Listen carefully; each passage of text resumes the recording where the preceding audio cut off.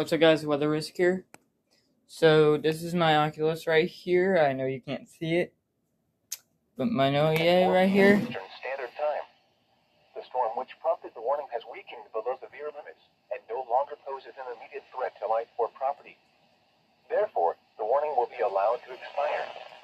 However, gusty winds are still possible with this thunderstorm. To report severe weather to the National Weather Service. What in the world? Look at that. Look at that.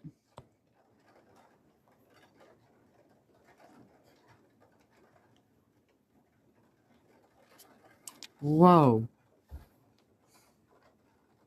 Look at that.